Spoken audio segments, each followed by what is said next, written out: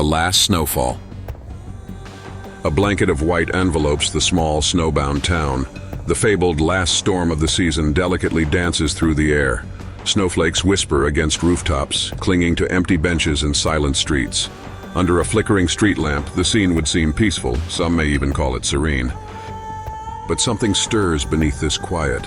A rhythmic sound, faint at first, growing louder, cuts through the stillness. It's the unmistakable crunch of footsteps on snow, yet there's no figure, no presence tied to the sound. Just the persistent crunch, faintly echoing through the icy air. A man emerges from the shadows of an understated brick building, trudging forward. His breath, visible in the cold, escapes in uneven bursts. He's dressed modestly, a night worker eager to return home. The muffled winds lazily tug at the edges of his coat. To him, this silent town is a space of predictable calm. But unbeknownst to him, tonight's storm carries with it a sinister presence. Something unnatural watches, just beyond the edge of vision, something waiting. Jake's boots leave imprints in the snow as he walks. He powers on. The wind lingers behind him, capturing the quiet monotony of his journey. Bare trees frame the streets, black branches clawing toward the dim sky. A faint rustle behind him goes unnoticed. The footsteps continue, now accompanied by faint echoes. He pauses, scanning the street. It's lifeless. No windows glow, no other footprints mar the snow. Convinced it's the product of his overworked mind, he dismisses the moment and continues forward. But with every step he takes, there seems to be another, following, mirroring. From the corner of his eye, he sees it, a blurry figure in the storm, faceless yet somehow familiar. He turns abruptly, blinking rapidly as if trying to clear his vision. It's gone. Frozen for a moment, he stares into the snowfall. The wind carries no sound, only a suggestion, something faint and mocking. He shakes his head, muttering to himself before quickening his pace. The snow now falls faster, as if conspiring to obscure some lurking truth. To distract himself, he fishes his phone from his pocket, scrolling mindlessly. The soft glow of the screen feels oddly comforting against the suffocating gray. As he lifts his gaze from the screen, his pace falters. Up ahead, standing half obscured by the haze of snowfall, is the figure.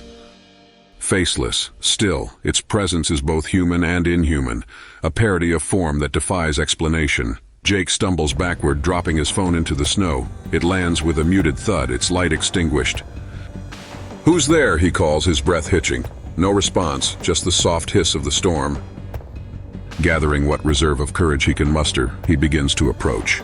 But with each hesitant step forward, the figure takes a step back, perfectly synchronized. It keeps its distance, never closer, never further. The strange mimicry unnerves him. A pit of dread forms in his stomach, heavy and consuming. He stops walking. The entity mirrors him, standing as still as ice. When he bends to retrieve his phone, he glances up. The figure has disappeared, swallowed whole by the storm. Jake presses forward, hoping desperately to reach the sanctuary of home. The snow thickens, blurring the edges of reality. The once familiar streets grow foreign, as though rearranged by an unseen hand. Every sound becomes amplified, his boots crushing the snow below, the rustle of his coat, the erratic beating of his heart. The figure returns, briefly visible in his periphery, always just out of reach. He spins toward it but finds nothing but a vacant street. A lone streetlight flickers ahead. Its weak bulb illuminates something improbable, a trail of footsteps in the unbroken snow. They crisscross like chaotic scribbles, but there's a disturbing pattern hidden in their randomness. They lead nowhere and everywhere. His breathing turns shallow, panic setting in. The snowflakes cling to his eyelashes, blurring his vision. He trudges deeper into the storm, the once empty streets now echoing with faint whispers. Whose voices are they? Or is it just the wind playing cruel tricks? The visuals grow increasingly surreal. The lined streets stretch into impossibilities. Buildings loom unnaturally, leaning like shadows distorted by a cruel light. He stops at a bridge, staring into the void where a river should flow. It's not frozen, it's simply gone, replaced by an endless white abyss. Jake's eyes pan over the snow-covered railings, bringing to focus chilling details, as if etched sloppily into the frost by invisible hands. Jake recoils, the sound of crunching snow behind him louder now. He spins around, expecting another illusion. This time, the figure stands closer. Though faceless, its presence feels suffocating. Its head tilts slightly as if studying him, mimicking him. "Stay away!" he yells, his voice trembling. He stumbles backward, his boots slipping against the icy bridge. The figure remains silent yet unmoving, existing purely to amplify his terror.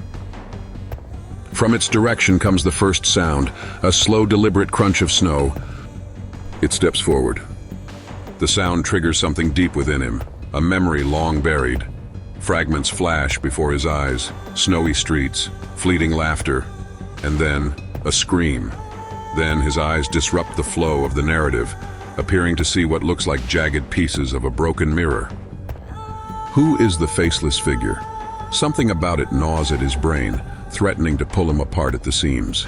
Its impossibility is not just terrifying, it's achingly familiar. The whispers grow louder, wrapping around his thoughts. Through the snowstorm, he can just make out words. "You left. You forgot." Jake collapses to his knees in the snow, clutching his head.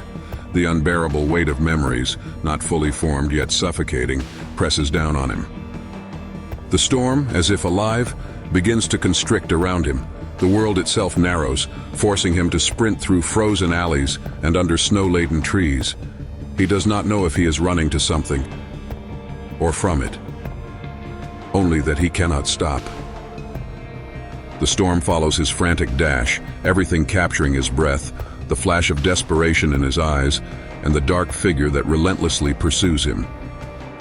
As his legs falter, Jake finds himself face to face with an old telephone booth, something outdated, a relic of another time. But etched into the frosty glass are more messages. This time, they're painfully coherent. "It's waiting for you." The paths around him vanish entirely, blanketed in endless white. He begins walking in circles, realizing now that he is hopelessly lost. His breaths grow ragged, his body stiff with cold. The figure stands once more before him, no closer, no further, just there, watching, existing. "You're not real," he mutters, shaking his head as snowflakes fall on his cheeks. "This isn't real." But his protests are met with silence. Jake begins to weep, his tears freezing against his skin. The figure finally moves, its faceless form gliding forward, gliding without leaving any marks in the snow. In a sudden burst of clarity, or madness, Jake understands. The figure is not a stranger. It is not merely a phantom or a terror from the storm. It is him. Not the version of himself that trudged home through snow, but another self, one broken, splintered by guilt and regret. This faceless shade is a shadow of his worst choices, his fears, his failures. Or is it? The storm howls around him, and for the first time the figure speaks. Its voice is his own. "You never left, you never will." Blinded by terror and snow, Jake collapses face first into the frost. His last vision is of the figure standing over him, watching as the world quiets. As he ponders on everything, his eyes pan outward. The snowstorm begins to subside. The streets return to peaceful silence. No footprints are visible, no sign of anyone ever being there. Jake wakes up to a view that ends on the soft trail of newly falling snow under a flickering lamppost. Somewhere distantly, the sound of footsteps begins again.